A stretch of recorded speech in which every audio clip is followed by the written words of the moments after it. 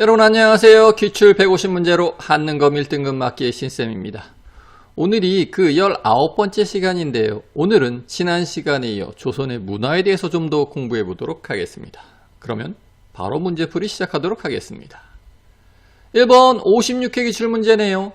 가부터 마에 들어갈 내용으로 옳은 것은 인물로 보는 조선 후기 사회 개혁론. 제1강은 이익과 관련된 내용이고 그게 가에 들어가야 되겠고, 제2강 나는 홍대용과 관련된 내용이고, 제3강 다는 박지원과 관련된 내용, 제4강 라는 박제가와 관련된 내용이어야 되고, 제5강 마는 정약용과 관련된 내용이어야 되겠네요. 한번 볼까요? 1번 가 이익과 관련돼야 되겠죠. 의산문답에서 중국 중심의 세계관을 비판하다. 의산문답이라는 책에서 중국 중심의 세계관을 비판한 건 홍대영이네요. 홍대영. 1번은 틀렸고, 나 홍대영과 관련돼야 되겠네요. 목민심서에서 지방행정의 개혁안을 제시하다. 목민심서에서 지방행정의 개혁안을 제시한 건 정약용이네요. 정약용. 2번도 틀렸고, 3번 다 열하일기에서 수레와 선박의 필요성을 강조하다. 다는 박지원과 관련된 내용이어야 하니까 아이고 3번이 정답이네요. 3번 정답. 4번 라는 박제가와 관련이 있어야 되는데 성호사설에서 사회폐단을 6가지 조무로 규정하다. 이건 이익에 관한 설명이네요. 4번도 틀렸고, 5번 마는 정약용과 관련되어야 되는데 북학의에서 절약보다 적절한 소비를 권장하다. 이건 박제가에 대한 설명이네요. 정답은 3번이었습니다. 자, 그러면 우리 조선 후기 실학에 대해서 한번 간략하게 정리해 볼까요? 우선 실학은 17, 18세기 사회모순 해결책으로 대두하였다. 크게 중농학파 실학, 중상학파 실학으로 구분할 수 있는데, 중농학파 실학자는 유형원, 이익, 정약용 등이 해당되고, 중상학파 실학자는 유수원, 홍대용, 박지원, 박제가가 있다. 우선 중농학파 실학의 선구자인 반계 유형원부터 살펴볼 건데, 여러분 중농학파 실학자들은요, 토지개혁을 통해서 자영농 육성을 주장한 사람들입니다. 따라서 토지개혁책 반드시 기억하셔야 됩니다. 유형원은 균전론을 주장하였다. 모든 사람에게 균이란 토지를 나눠주는 걸 주장한 게 아니라, 유형원의 균전론은 산업공상 신분에 따른 토지 차등 재분배를 주장하였다. 대표적인 유형원의 저서 반계수록도 같이 기억하셔야 되고, 자, 그 다음에 살펴볼 건 성호 이익. 이익은 한전론을 주장하였는데, 한전론은 어떤 내용이다? 그렇죠. 생계 유지를 위한 최소한의 토지인 영업전은 매매 금지. 이렇게 토지 소유의 한선을 설정하자라는 게 이익의 한전론의 핵심이고, 이익은 성호사설이라는 책이 가장 대표적인데, 이 책에서 나라를 좀 먹는 6가지 폐단, 외우실 건 없지만 노비제, 과거제, 양반, 문벌제도, 그 다음에 사치와 미신, 거기다가 게으름, 승려, 이렇게 6가지를 사회를 좀먹는 6가지 폐단으로 지적을 하였고, 또 과구록이라는 책도 있다. 이 한전론은 이 이익의 과구록이라는 책에 담겨있는 토지개혁책. 그 다음으로 살펴볼 건 다산 정약용. 정약용 선생님은 여전론을 주장하였다. 여전론은 토지의 공동소유, 공동경작. 분배는 어떻게 한다? 공동경작할 때 얼마나 노동력을 제공했느냐에 따라서 차등 있게 분배한다. 정약용의 책 4가지 좀 반드시 좀 기억해 주셔야 되는데, 대표적인 거 1표 2서 기억하셔야죠. 1표에 해당되는 경세육표, 요거는 중앙행정 개혁책을 담고 있고, 그 다음에 지방행정개혁책이자 지방관이 따라야 될 지침을 담은 목민심서가 있고, 또 형법 또는 형사사건의 조사와 처벌, 재판에 관한 지침서인 흠음신서도 기억하셔야 되고, 또 나중에 이 정약용의 책을 모아서 전서로 간행한 여유당 전서도 기억을 해 주시면 좋을 것 같습니다. 자, 다음은 중상학파 실학자의 선구자 유수원. 유수원은 산업공상의 직업적 평등과 전문화를 주장하였고 대표적인 저서 우서가 있다. 그 다음으로 살펴볼 건 담원 홍대용. 홍대용은 의산문답이라는 책을 지었는데 문답이니까 누군가 묻고 답하는 거죠. 누가 묻고 누가 답한다? 실온과 허자의 문답을 통해서 중국 중심의 세계관을 비판하였다. 또 이 책에서 지전설, 무한 우주론 등을 주장하였고 또 다른 책으로 임하경륜이 있다. 모르셔도 되는데 이 임하경륜에서 홍대용도 균전론을 주장하였다. 다음은 연암 박지원. 박지원은 그렇죠. 중국에 사신으로 갔다 오면서 열하일기라는 책을 지었고 이 중국에 갔다 오니까 중국처럼 우리도 수레와 선박을 이용하자라는 주장을 하였고 또 이외에도 양반전, 호질, 허생전 같은 한문소설을 지었다. 마지막으로 살펴볼 건 박제가. 박제가는 북학사상을 집대성하였다. 이분 서울 출신인데 정조대 규장각에서 일한 사검서관 중에 한 명. 박제가는 북학이라는 저서를 통해서 우물물의 비유를 통해 절약보다 소비를 더 권장하였고 청과의 통상 강화를 주장하였으며 수레와 선박의 이용도 주장하였다. 실학 관련해서는요, 여러분 여기 나온 내용에서 조금 더 공부를 하시고 조금 더 정리를 하셔야 되는데 최소한, 진짜 최소한 이 정도는 반드시 기억하셔야 됩니다. 자, 그러면 다음 문제 보도록 하겠습니다. 2번 57의 기출문제네요. 다음 그림이 그려진 시기의 문화에 대한 설명으로 옳지 않은 것은 이 그림은 김득신이 대장간의 모습을 묘사한 풍속화이다.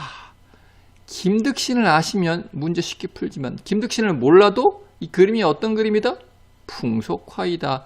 딱 봐도 대장간에서 일하는 사람들의 모습, 서민들의 생활상을 담은 풍속화. 이 풍속화는 언제 유행했다? 조선 후기. 따라서 이 문제는 조선 후기 문화에 대한 설명으로 옳지 않은 것 찾아라. 1번 중인들이 시사를 조직하였다. 중인들이 시사를 조직하여서 활발한 창작 활동을 했던 것 조선 후기 맞네요. 2번 양반의 유선을 풍자한 탈춤이 공연되었다. 탈춤이 유행한 시기 조선 후기 맞네요. 3번 춘향과 홍보가 등의 판소리가 유행하였다. 판소리가 유행한 시기 조선 후기 맞습니다. 4번 금속 활자본인 직지심체요절이 간행되었다. 직지심체요절은 1377년 고려 우왕 때 청주 흥덕사에서 인쇄된 현존 세계 최고의 금속 활자 인쇄본. 4번이 틀렸네요. 4번 정답. 5번 홍길동전, 박시전 등의 한글 소설이 널리 읽혔다. 5번도 조선 후기에 대한 맞는 설명이네요. 정답은 4번이었습니다. 자, 그러면 우리 조선 후기 문화 한번 정리해 볼까요? 조선 후기 문화의 특징 한마디로 얘기하자면 그렇죠. 서민 문화의 발달. 어쩌다 서민 문화가 발달했다? 조선 후기 들어서 농업 생산력도 늘어나고 상공업도 발달하고 그렇죠. 서당도 널리 보급되면서 드디어 이제 서민층에서 문화를 향유할 수 있는 토대가 마련되었다. 자, 그러면 조선 후기 서민 문화 어떤 것이 있었는지 하나하나 볼까요? 우선은 한글 소설이 유행했다. 대표적으로 홍길동전, 박시전 등이 있고 그 다음으로 판소리도 유행합니다. 판소리 하면 떠오르는 거 춘향가, 홍보가, 심청가, 수군가 이런 게 있죠. 또 탈춤도 유행했습니다. 이 탈춤을 통해서 조선 후기의 서민들은 양반들의 위선을 풍자하였고 사설시조도 이때 발달하는데 사설시조란 형식에 얽매이지 않고 감정을 솔직히 드러낸 시조. 그리고 이때 풍속화도 유행합니다. 풍속화는 서민들의 삶의 모습을 담은 그림이다. 대표적으로 김홍도, 신윤복 등이 이런 풍속화를 많이 그렸고 또 민화도 유행했습니다. 민화는 누가 그린다? 백성들이. 그래서 대부분 누가 그렸는지 몰라요. 주요 소재는 해, 달, 물고기, 동물, 꽃 등이고 왜 그렸다? 생활 공간을 장식하기 위해서. 자, 이외에도 중인과 서민층이 이 조선 후기에 시사를 조직해서 이 시사라는 게 시인 모임인데 활발한 창작 활동을 했고 또 위향문학이 발달했다. 위향문학이라는 게 서울의 중인, 서울, 서리 등 평민층의 문화 양식인데 이런 위향문학이 발달하였고 또 이때 거리에서 돈을 받고 소설을 읽어주는 직업적 낭독가인 전기수라는 새로운 직업군이 등장하기도 하였다. 이 정도 정리하시면 되겠습니다. 다음 문제 보도록 하겠습니다. 3번 53회 기출문제네요. 가궁궐에 대한 설명으로 옳은 것은 조선의 역대왕들이 가장 많이 머문 궁궐 가. 맨 밑에 보니까 정문이 도나문이고 그 왼쪽에 보니까 정전이 인정전으로 나왔네요. 게임 끝났죠. 정문이 도나문이요 정전이 인정전인 조선의 왕들이 가장 많이 머문 궁궐은 창덕궁이네요. 창덕궁. 따라서 이 문제는 창덕궁에 대한 설명 옳은 것 찾아라. 1번 도성내 서쪽에 있어 서골로 불리었다. 이건 원래 이름이 경덕궁인 경희궁에 대한 설명이고 2번 제1차 미소공동위원회가 개최되었다. 이거는 원래 이름이 경궁이었던 덕수궁에 대한 설명이고 3번 왕실 도서관인 규장각이 설치된 곳이다. 3번이 창덕궁에 대한 옳은 설명이네요. 3번 정답. 4번 조선물산 공진의 개최 장소로 이용되었다. 조선물산 공진에는 1910년대 일제가 경복궁을 뜯어내고 거기에서 개최하였다. 5번 임목대비가 광해군에 유폐된 장소이다. 이 5번은 2번과 마찬가지로 덕수궁에 대한 설명이네요. 정답은 3번이었습니다. 자, 그러면 여러분 우리 조선의 궁궐과 건축에 대해서 간략하게 정리해 보도록 합시다. 우선 태조 이성계가 1395년에 만든 경복궁, 조선의 정궁, 법궁이라고도 하죠. 제일 중심되는 궁궐이었으나 임진왜란 때 불타 없어진다. 이게 한 250여 년간 불탄 채로 방치돼 있다가 고종 때 흥선대원군 집권기 때 중건된다. 경복궁의 정문은 광화문, 경복궁의 정전은 근정전. 자, 다음은 태종 때 만들어진 창덕궁인데 왕들이 가장 많이 머문 궁궐로서 이 창덕궁 역시 임진왜란 때 불탔는데 임진왜란이 끝나자마자 가장 먼저 중건되어서 광해군 때 중건이 완료된다. 이 평지에 반듯반듯하게 만든 경복궁과 달리 창덕궁은 자연지형을 그대로 이용해서 만들었고 또 후원이 아름다워서 현재 유네스코 세계문화유산으로 지정되어 있다.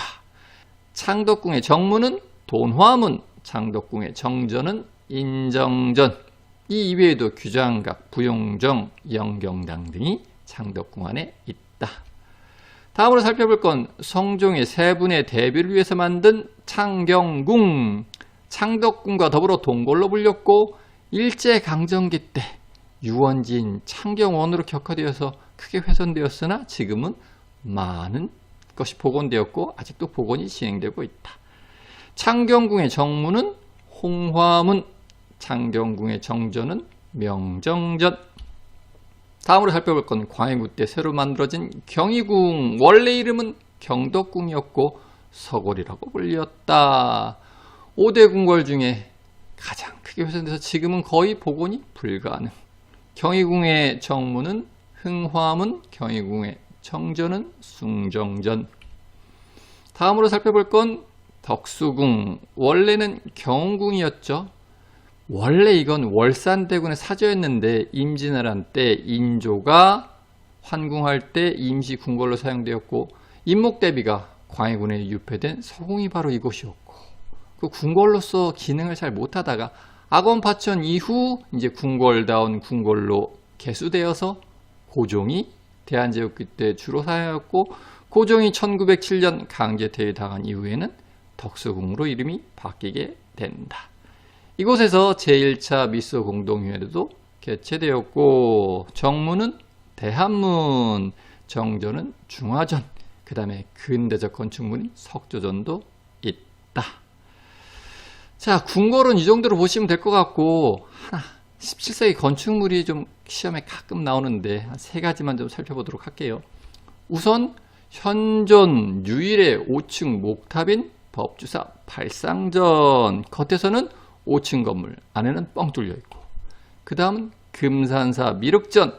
겉에서 보면 3층인데 내부는 단일 건물.